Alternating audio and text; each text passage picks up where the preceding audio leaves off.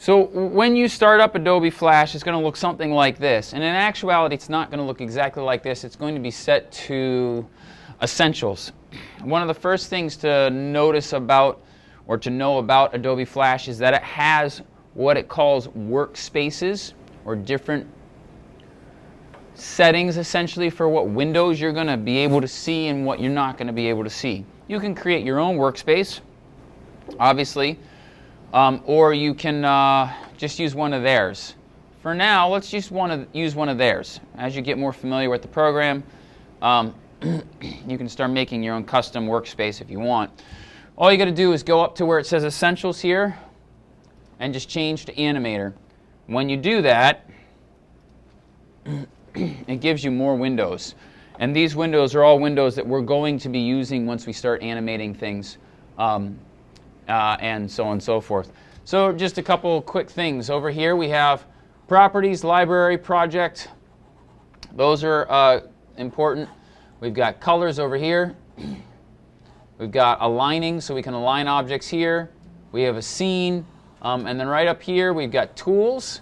And then we have our Timeline. And our Timeline is obviously probably going to be the most important thing that we're going to have.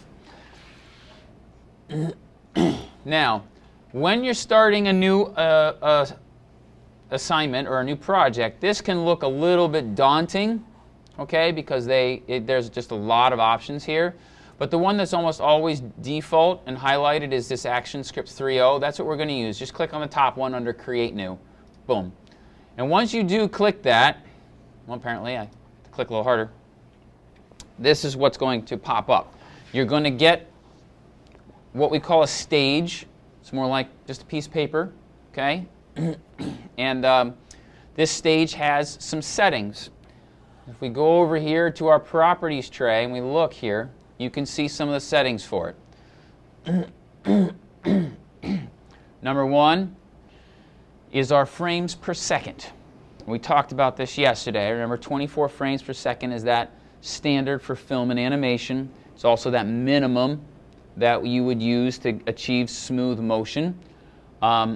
If you don't like 24 frames per second because the mathematics gets a little difficult past 3 seconds, it's hard for me to do the math, you can always set it up at 30 frames per second. You can just click and do that. But we're going to stay at 24 for now. The other major control here is the size. The size of the stage or of our project is of prime importance. Does anybody know what standard definition video is in pixels, width and height? Anybody know? Think about YouTube. When you go to YouTube and you look at a video, you can click the little gear and change the resolutions. What are the numbers that you have?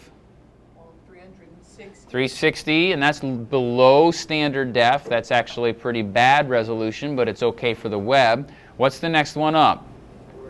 480, very good, and then 720, and then 180, 1080. Okay? What those numbers are, those are the vertical resolution. So it's the height of the video. 480 is our standard definition, and then the width is what YouTube doesn't tell you, okay? But at 480, your width is 720, okay, for standard digital video type resolution.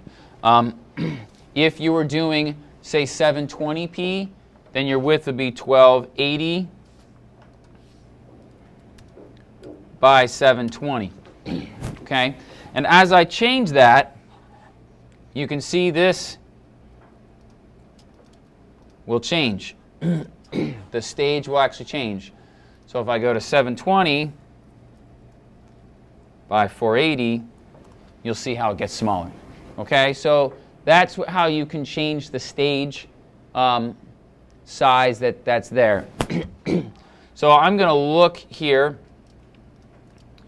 We're just going to stay at 720 by 480 for this assignment. And I'm going to give you all these numbers and stuff in a handout, so don't worry.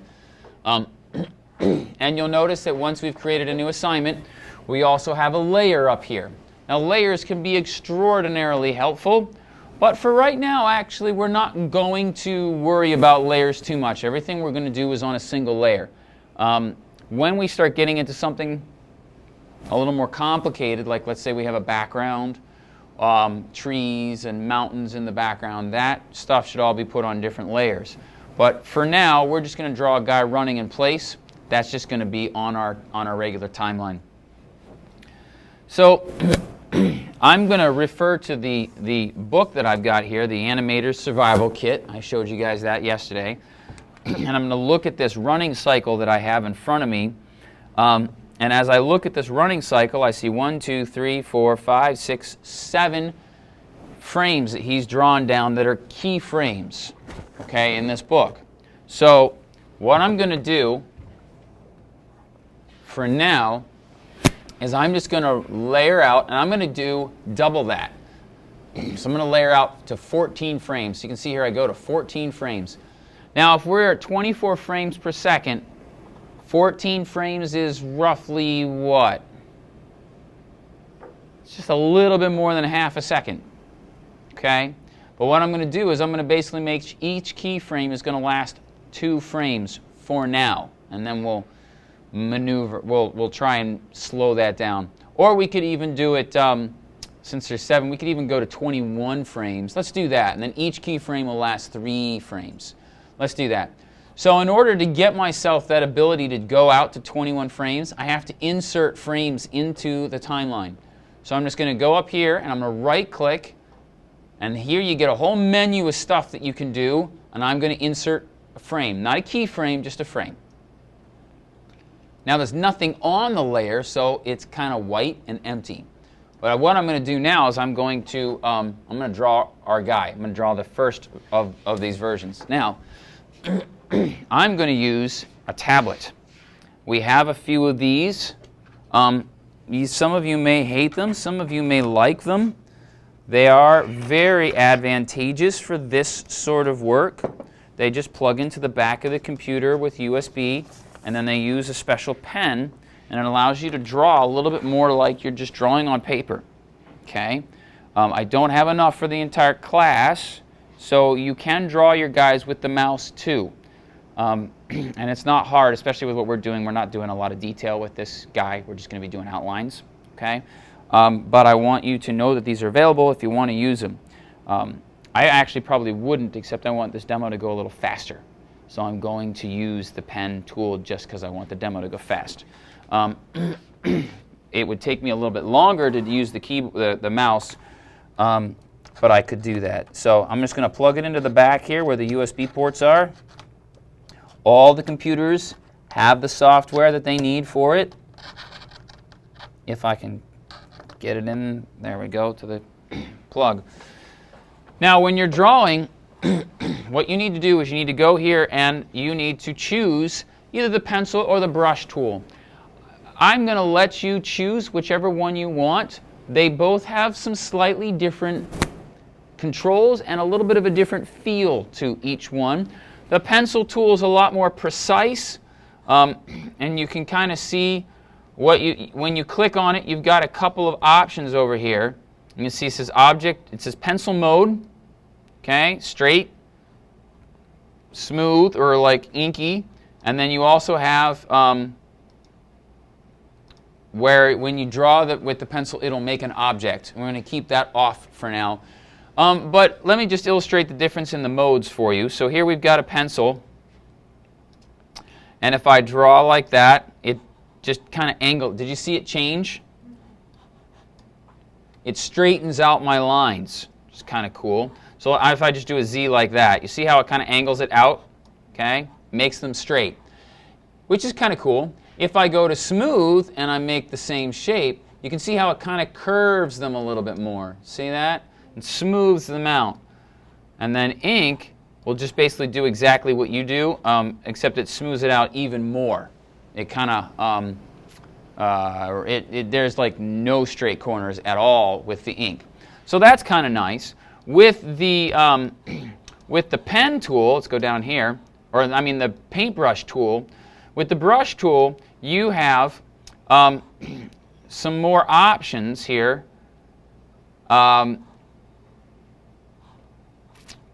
which I thought were going to be up here. But the difference is now the brush tool uses, I mean, you can change the color and all, okay? But you see how it really smooths out the brush tool a lot, okay? But it also does not get rid of your corners either. So the brush tool, I think, is a little bit more true to what you're doing. You can change the smoothing and how much it smooths with this control over here. So you pump that up to 100, and now if I do angles, it doesn't let me to do the angles at all.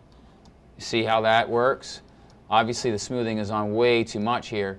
You know, so at around 50, it's pretty good. You see? So there's some changes, and again, you're just going to have to play with it and see what you like for the first frame. Kind of get an idea of how you want to use the brush tool as you're drawing the very first frame, and then you'll go from there. So obviously now what I'm going to do is I'm going to delete all these. So I've deleted them all, and I'm going to use the pen tool, and I'm going to take a look at this this frame that I've got right in front of me, and I'm just going to draw the very first frame from the book here. And in order to do that, I'd say make the guy bigger at first. We're just going to do outlines. You don't have to actually do details or anything like that. Make him big. We can shrink him down later. It's just if you make him big, it'll give you the ability to draw a little bit better. So what I'll do is I'm just going to start with the head. See how it smooths out rather nicely. And then we've got his body, and then I'm just going to take a look at his arm.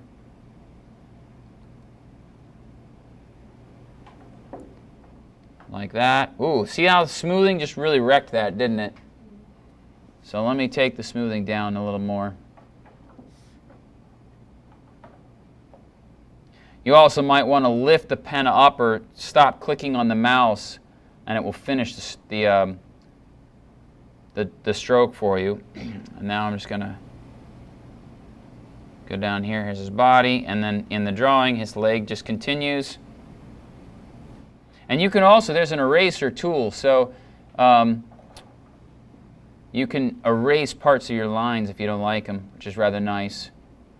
There are keystrokes for these too, so notice if I just hold it over the cursor, you see that it says brush tool, and then it's got a B in parentheses. That means you just hit the B in the keyboard, and it will give you that tool immediately. And the E for the eraser. So I can start using these keystrokes really well to start creating my animation. So let me just continue drawing here with him. Get his foot there. No, don't like that. I could just hit undo, but guess what? Then I would undo everything that I just did. Right?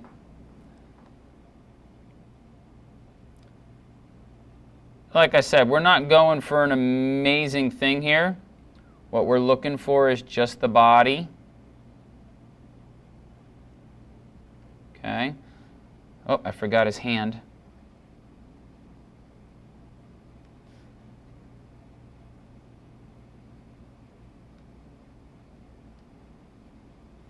And you can have fun with it if you want to and change the, you know, right now it's just kind of an indiscriminate guy. It's not a really great drawing of any particular person. You could have a little bit of fun with it if you wanted to and make it into a little bit more of a, you could make it a girl if you wanted to. You could, you know, do whatever you want. But there, I've got my first keyframe. And here's what I want you to notice. Notice that something has happened here up on the timeline. As I zoom in, you can see now I've got a little dot right here, and see how it's black, and now the timeline is gray. It's all filled in. That basically means now that I've got this keyframe, this little guy here, and he is filling up that frame or that space. So what I'm going to do now is I'm going to go ahead 3 frames. So 1, 2, 3. So, and it's, you can see what frame you're on right here, frame number 3, okay? And what I'm going to do is I'm going to create a new keyframe. So I'm going to right click and I'm going to insert a new keyframe this time, not a frame, but a keyframe. And what ends up happening is I get another black dot. You see that? I get a new black dot right here. That black dot represents the fact that I can now do another drawing. Now this is really important. If you forget to do a keyframe, a new keyframe, and you start to redraw your guy, guess what happens? What do you think happens when you start redrawing if you haven't made a new keyframe? What are you altering? You're messing up the original one. So you're messing up the one you just finished. So it's really important that you make a new keyframe. So now I've got this new guy here, and what I can do is I can erase the parts of his body that are going to start changing, and I can keep the others the same, right? So what I can do here, or I can just delete them completely, but I don't see the necessity in that. So I'm just going to erase, and actually his leg, the lower half of his leg changes, but the upper half doesn't really. And then this leg changes just a little bit. And then his arm changes angle a little bit here. And then his whole shoulder and arm changes, so we'll just get rid of all that. So now, as I'm starting to draw the next change, here's the thing. How do I know what it would look like before, right? It's going to be really difficult for me to compare. I might draw his leg twice as long this time, right? Which would really look rather strange, right? I mean, wouldn't it? Don't you think? So what I'm going to do here is I'm going to do two things to help me out. Number one, I'm going to use our layers, and I'm going to lock this layer for a second and turn it off. Well, no, I'm not going to turn it off. I'm going to go back to 1. And I'm going to make a new layer here. I'm going to call this layer the ground. Okay? And then I'm going to drag this layer underneath. By the way, naming your layers is very helpful, keeps you things organized, so we'll call this the runner. Okay? But now I'm going to click on the ground layer. And now what I'm going to do is I'm going to look at where his foot is. And I'm just going to take a rectangle, and I'm just going to create a straight line here. So let's zoom back. Right about there. There we go. And then I can use the free transform tool to stretch it out so we've got a nice looking ground for him to be running on, like a road, you know, or something like that. So that looks pretty good. That's going to help us also make sure he doesn't move up and down too strangely, right? That would be a little weird.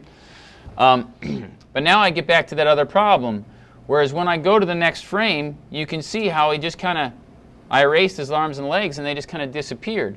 But if I go to the book here and I'm looking at these keyframes that he's drawn out for me, I need to make sure that I create his arms and legs roughly the same size, right? If his arms are growing and shrinking, and it's going to look very strange throughout the course of the animation. So what I'm going to do is I'm going to turn on something called onion skinning. Onion skinning is really cool. You're going to go down here, and you'll see there's an onion skin right there. You're going to click on that. And then what that's going to do, click, is it's going to give you the ability, see how it's got this bracket on either side? What it's going to allow me to do here, whoops, I don't want outlines. Why isn't it showing me? Oh, there we go, because it was locked. Okay, so if the layer is locked, it won't show you. But you'll notice now, down here, look, you can see his other arms in kind of a faded out format. This gives you a reference point for being able to do what you need to do. And actually, I'm looking at this keyframe and I'm thinking, you know what? I need to erase his upper leg too here as well. So we're going to change this. And I'm going to erase that too. And now I'm going to go back to my brush, and I'm going to draw it again.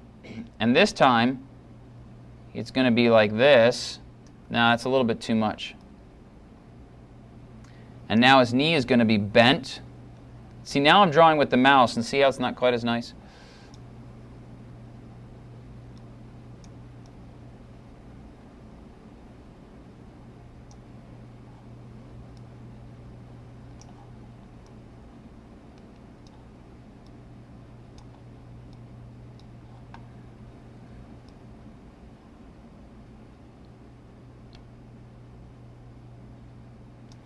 But I'm changing the legs, and here his arm comes down a little bit more, and then out a little bit more, like this, and now he's got a little bit of a hand. Okay, now, and then here, his arm didn't change too much, but this arm came down a little bit. So now what I can do here is I can look, actually no, we don't want to do that, and I can go back and forth between frames. Now here's the big problem is, notice he's striking the ground, and so what actually has to happen is he actually needs to come down a little bit. So now I'm going to go right onto this keyframe here, highlight everything. Whoops, notice I grabbed the ground too. Watch what happens, this is bad.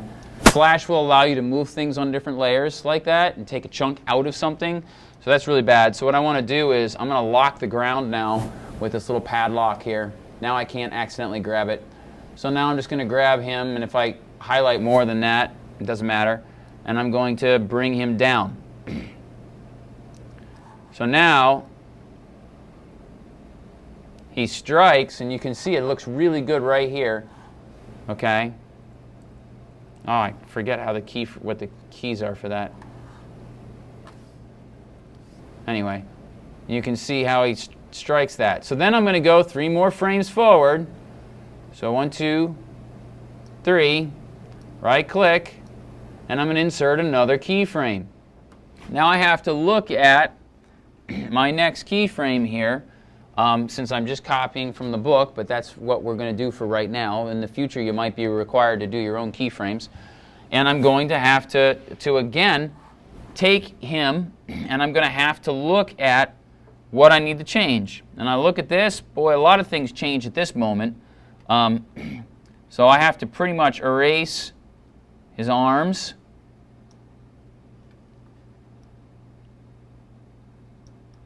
Completely. And his legs completely. So I'm just going to erase them completely. Now once I do that, I'm ready to get my brush tool again. Just take smoothing up just a tiny bit. And now the thigh of his leg looks a little bit like it's like this. But then his calf is now like this.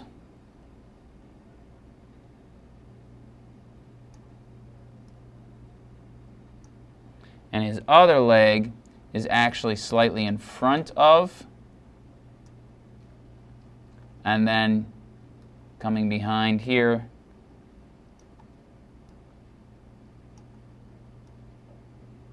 Like that. And you can go in and you can make mistakes and you can erase them like I just did there. And now the front arm, or his right arm, is actually coming right down along the body like this. And his arm is kind of here like that. And then his hand is right here. Okay. Now again, there's some parts of this I'm not really too fond of. So I might go back in and try and fix things. Now, here's the thing. It's not going to stay the same. It's not going to look the same. This arm is getting way too big, too. I have problems with that. But you know what? It's hand-drawn animation. So, you know, your need to make it look perfect, it's not going to be. We're doing this frame by frame and hand by, by hand. It's not going to look perfect, and you kind of have to expect and understand that. And then he doesn't even have his forearm here. It's not even really showing on the front. It's just here.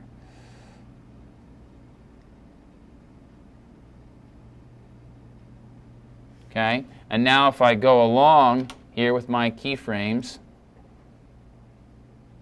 oh, I need to bring him down again a little bit. Whoops. Didn't grab the arrow tool there. So I'm just going to nudge him down right to the bottom with the arrow keys. Now you can start to see it, huh? Can you start seeing it come together here? So what I'm going to be doing is I'm just going to keep doing these keyframes. Now, with the onion skinning on, it really shows. If I turn it off, you can just see that first step and how it looks. And obviously, there's certain things I don't like. Like his right, look at how big his arm, how long his arm gets between these two frames, okay? And it bends in the middle. It's like he's Gumby right here, okay? So I would definitely come back in and I would redo that frame. But here's the neat thing, is every keyframe that you do, once you make it into a new keyframe, becomes a separate entity, and you can go back in, erase it, change it however you want to. You don't have any restrictions, basically, on what you do with it because it's not going to affect the previous keyframe. Well, that's good and bad. That also means you can royally screw one of them up, okay, because you're editing it too much or you go too far with it or something like that. But you can see how we've got a guy now who's starting to do a running, what we call run cycle.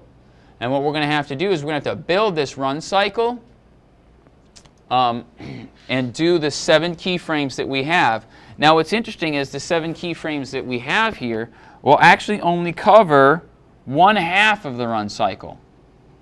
And you'll see when you see this, because what's going to end up happening is it's just the front leg forward to the front leg back. And in here he has not let us he hasn't shown us how to bring the front leg forward again. You have to reverse it. And I'll show you how to do that at a later date. But if you take a look at this book, there's going to be a whole half of this that you're going to have to figure out on your own. Okay? But you can see what's happening. You can see how this is starting to work. So this is going to be your first little project. This really should only take maybe a week or so, tops, to do this. We're not doing, like I said, no details. You don't even need to do facial features. You're just doing an outline. You don't even need to do clothes. You're just going to do an outline of a figure running in place too. Don't move him side to side. Move him up and down, and that'll be shown on the page that I'm going to photocopy for you from this book, okay? That he does move up and down, which happens because as he bends his knees, he's going to move down a little bit, right? When you're running, you go up and down a little bit. If you haven't noticed that, take a jog down a hallway today sometime. You'll bounce, okay? It's just normal. We want to put a little bit of that in there. You don't need to exaggerate it too much, but we do want a little bit of it in there. Then, towards the end, when he's got both feet off the ground, he'll be a little higher because he'll be flying. And I'll continue this and show you the end result as we go. Are there any questions with the way it works? Flash is a little bit of a different program. Some of you have used it before. Some of you have not. It'll take a while. Don't get too frustrated. Yeah. Yes, we will. I will show you guys how to use the bone tool as we get into this a little bit more. But I want to do it frame by frame first. And you're going to see, we're going to actually do both of them. And you're going to see that there's just a different style to each. There's not necessarily one's better than the other. It's that each one has a different style. The bone tool creates motions that are much more smooth, but maybe a little bit more fakey, computery, whereas this is hand-drawn, so it has a little bit more of a natural feel. Okay, the bone tool is a unique tool. I taught that to media arts because I think it's the easier one, but at the same time, this still does a good job. Any other questions? That was a good one, though. Because I know some of you, a lot of you guys have been in my media arts class and you're going, but what about the bone tool? I know that we could use that. No, I don't want you to use that. I want you to do the frame by frame. Okay? There are a lot of artists who know how to use a lot of other methods to make characters move, who choose to do the hand-drawn stuff anyway because it's just so much better. Plain and simple. It really is. No? Okay. So you've got about 5 minutes left or so. You could at least get your file started, 720 by 480.